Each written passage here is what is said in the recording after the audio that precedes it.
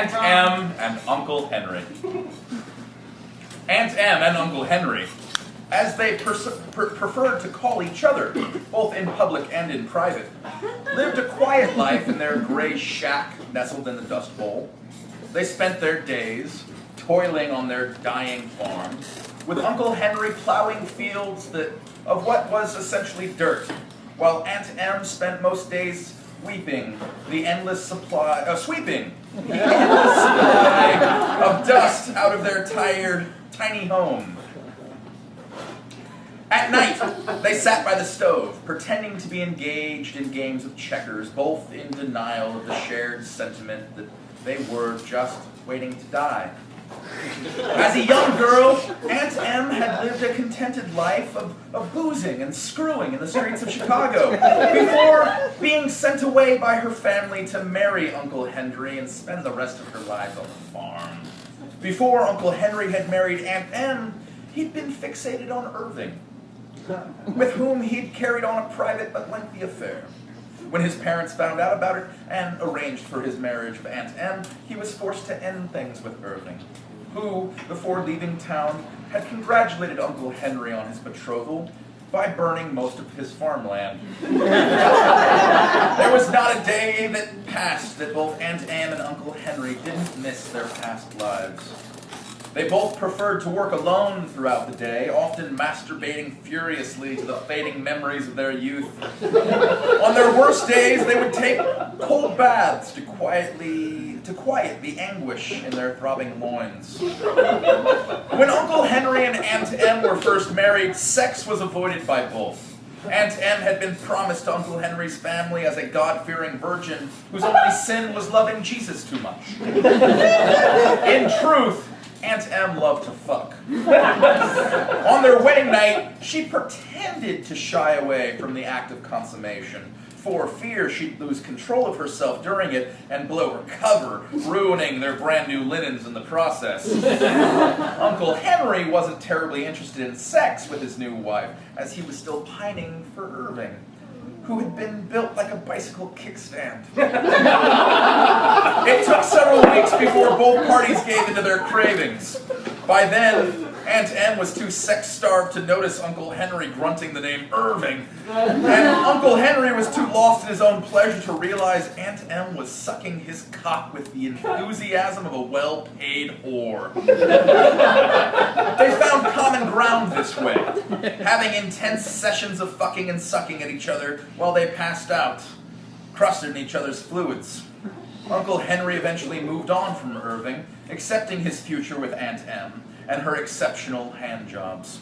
Aunt Em was happy just to have a steady supply of dick and a place to live.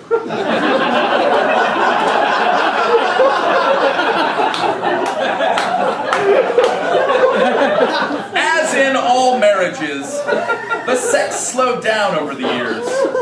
And once they took Dorothy Gale in, it fizzled out completely. The shack, well, being a shack, had no walls, and any shed of privacy previously afforded was lost when Dorothy came to live with them. It was impossible to engage in coitus without one eye turned to the door of the child's bed, for fear she'd walk in on them or wake up to one of their disgusting bouts of fucking. It was an unspoken agreement that they would have to hold off on further engagements until Dorothy was married off or fell down a well. The two grew distant from each other as a result. Uncle Henry and Aunt Em didn't hate Dorothy, but neither were terribly interested in raising a child, having only signed up as foster parents for the tax write-off. It was an exceptionally gray morning that Aunt Em awoke with a bigger appetite for trouser meat than usual. On most days, her thirst for intimacy was easily sated by combinations of pressure and friction, using various household objects. But today, not even her most rigid hairbrush would silence it. She abandoned her chores and sought out Uncle Henry. She found him in the barn, kneeling between bales of hay, panting and grunting with his back to her, his overalls splayed around him. "Uncle Henry!" she moaned, pulling at his shoulder. Startled, Uncle Henry quickly pulled his overalls back on, but Aunt Em stopped him from fastening them.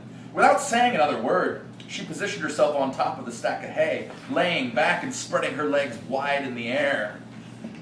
Without hesitating, Uncle Henry thrust his engorged skin flute into her hot, wet power pocket and walked away like his life depended on it. But Aunt Em didn't want any ordinary romp in the barn and felt inspired to roll off one of her stockings. While Uncle Henry was grinding himself against her, she quickly wrapped the stocking around her own neck, offering the end of it to Uncle Henry. He hesitated.